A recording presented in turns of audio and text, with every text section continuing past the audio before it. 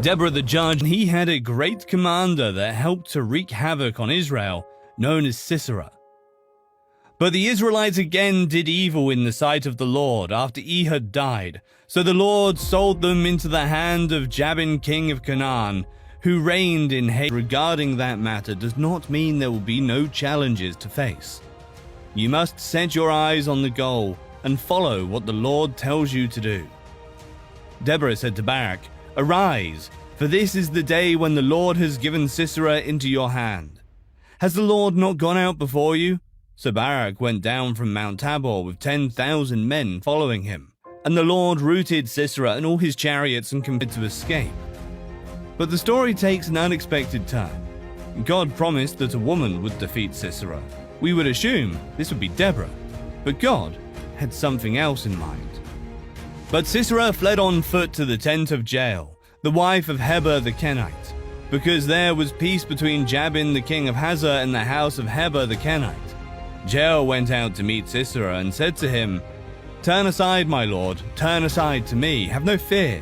So he turned aside to her and went into the tent, and she covered him with a rug. And he said to her, "Please give me a little water to drink, because I am thirsty." And she opened a skin of milk and gave him a drink. Then she covered him, and he said to her, "Stand at the door of the tent, and if any man comes and asks you, 'Is anyone here?' tell him no." Judges 4:17-20. No matter how smart the devil thinks he is, he can never be smarter than God. For God himself is wisdom personified, and no spirit or man could be wiser than him. Sisera's tricky thought was to escape to Joel's tent to stay with his wife, called Heber.